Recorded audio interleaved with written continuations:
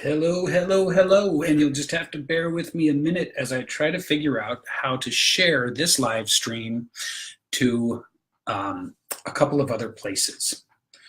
So let's see. This should be coming up on my personal page any second now, I suppose. And today I'm going to talk with you a little bit about how to use what I call tactical surrender when you're trying to create your story. And by your story, I mean the story of your life, but told in such a way that it positions you perfectly in the eyes of your ideal person. Ideal person is my way of saying target avatar.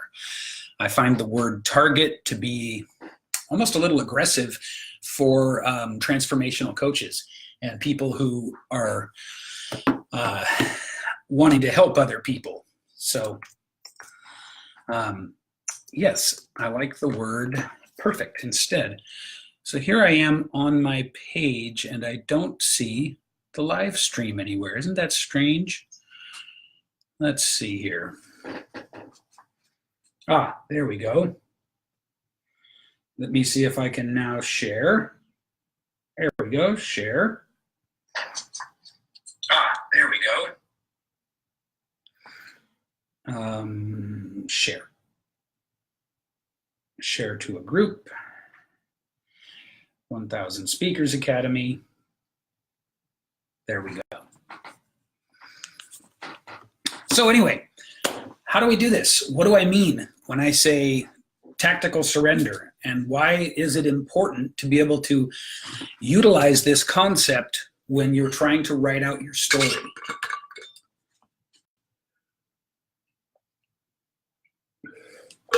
Well, first of all, let's identify specifically who I'm talking to, because that's going to help you to understand. I'm talking to you if you have overcome significant, bigger than normal, sort of over the moon levels of traumatic experience in your life. And as a result of those things, you're here now to help other people. If this sounds like you, then you're the kind of person that I'm talking to. And so what happens is when we go back and we try to write out our stories, honestly, we run into a lot of unexpected surprises.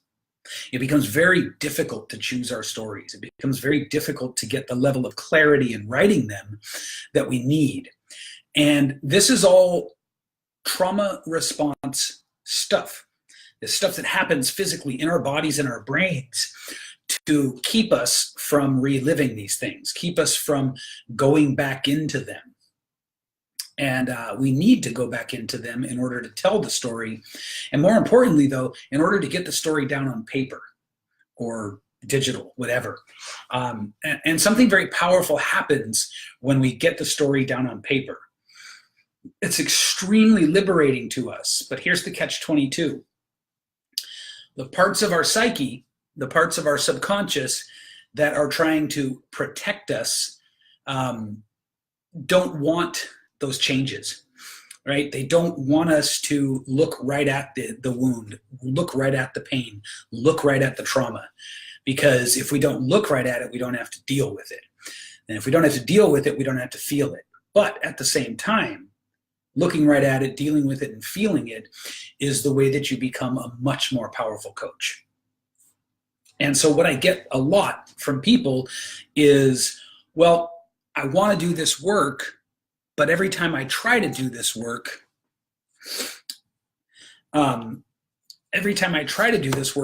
my mind gets blocked. I can't think straight. I go emotionally back into the pain and the experiences. So that's who I'm talking to. I'm talking to you if you're a transformational coach, or if you desire to be a transformational coach and you're not quite there yet, right? And you understand that writing your story, if you have some sort of an inkling, emotional or otherwise, that writing your story is going to be powerful for you, help you to know who to speak to, help you to clarify what it is you coach on, things like that, then this is for you. This is how you're going to be able to take the next step toward actually becoming a coach, right? Or improving your coaching dramatically.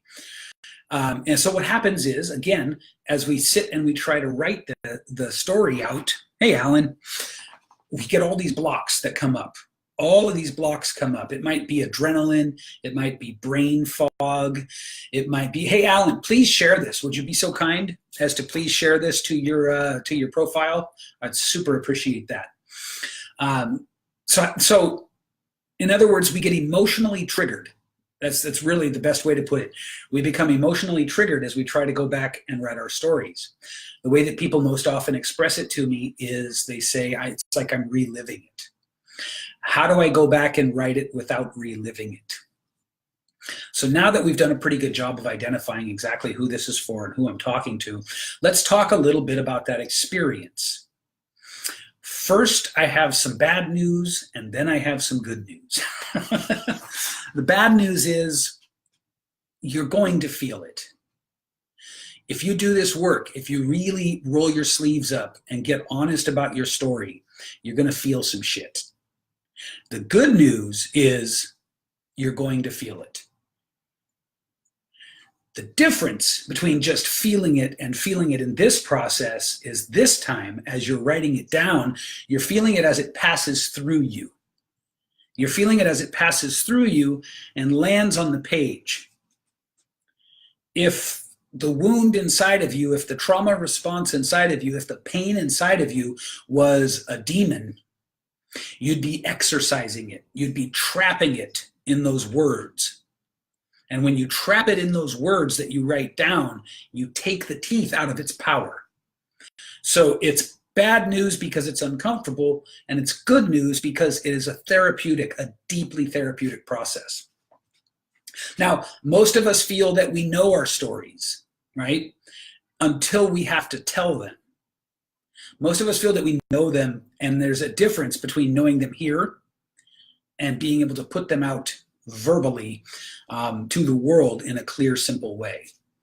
And that's another part of the pain that you experience, the discomfort, the struggle that you experience, is because it takes tactical surrender.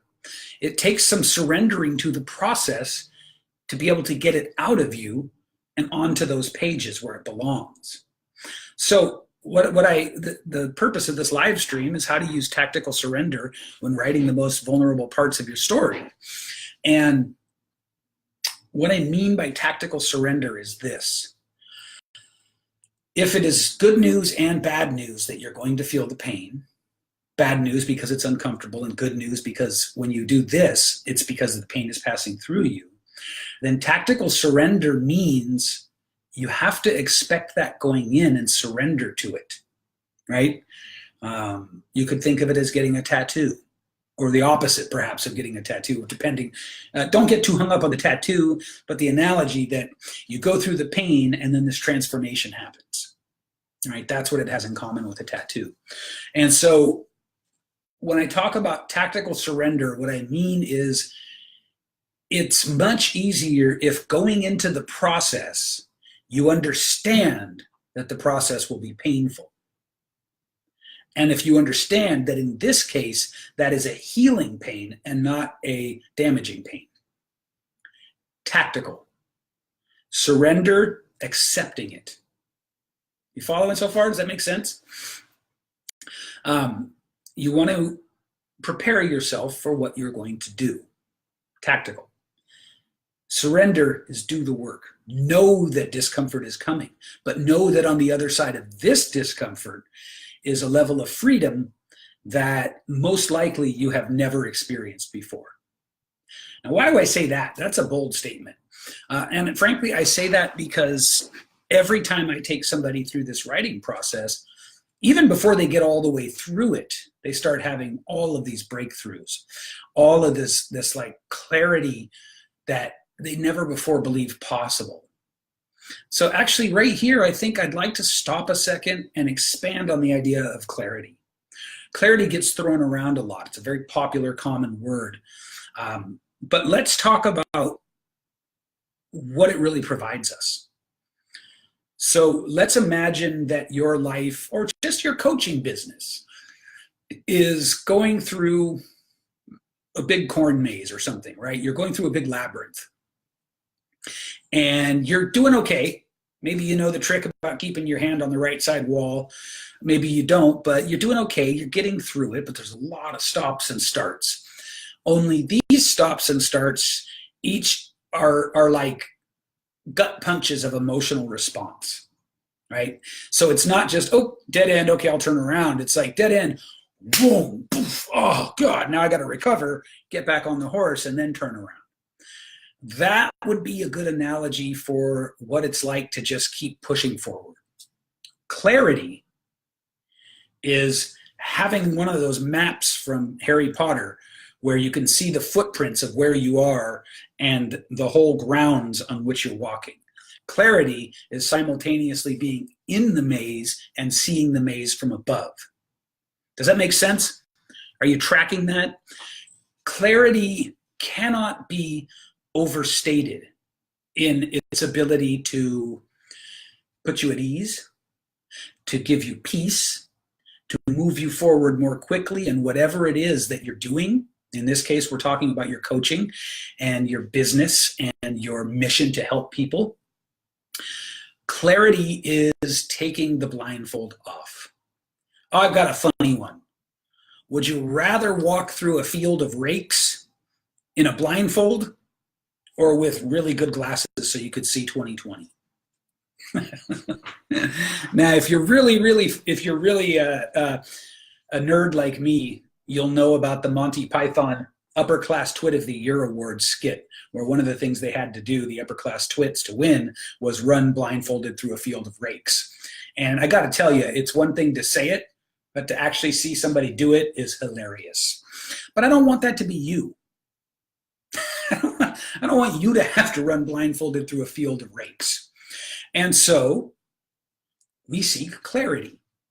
And if you have powerfully abusive and brutal history in your childhood, you're going to have these different kinds of blindfolds on relative to getting clear on your life. So the act of committing to writing your story is an act of attempting to lift the blindfolds, to seek clarity. Now, it will be uncomfortable, hence the surrender part, and you will need a strategy going in that tells you, hey, this is going to be uncomfortable, but it pays off. There's a payoff, hence the tactical part. That's what I mean when I say tactical surrender, right? You won't get through this process without difficulty, but on the other side of it, oh my God, the clarity you will gain, the ease, the ability to not only speak what you know, but help other people, the ability to speak to the thought process of your ideal people and therefore attract them to you so that you can serve them. It is so powerful. It is so powerful. It is absolutely life-changing. And so how do we use, just to wrap it up here, how do we use tactical surrender when we get to the points in our story writing where we're reliving the pain? And again, it's preparing yourself before you go into the process. This is the secret. It's that simple. Prepare yourself before you go into the process, just like the tattoo analogy from earlier, to know that, yeah, there's going to be discomfort. But this is not the same discomfort as before. This is the discomfort that change brings with it. This is the discomfort that leads to transformation, right? Struggle equals growth, right? Or growth comes through struggle, or whatever, however you want to put it. Right? When we want to develop our muscles, we have to tax them. It's the same way with this. You want to get through this and raise to that next level where you can serve better, where you're more clear on who you serve, where you yourself don't feel as bound by the trauma you may have experienced. You feel free from it. It's going to be an uncomfortable process. So when people come to me and they say, as soon as I try to write this stuff, it's like I'm reliving it all. It's because you didn't properly pre-frame the experience.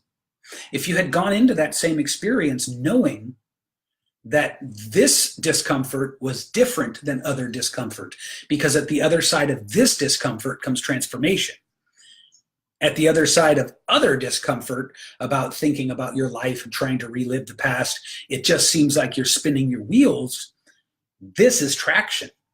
But you've got to pre-frame it. You've got to go into it knowing that. And when you do, you are applying tactical surrender. How we doing? Make sense? Hope you guys enjoyed this. I've got to jump off this live stream now, but I want you to stay tuned throughout the week as I do other live streams about different experiences and facets of the storytelling process. Okay? Thank you so much. By the way, if you're not catching this in my group, say, I want to be in your group, or let me join, or something like that in the chat, and let's get you into my Facebook group. All right, thanks a lot.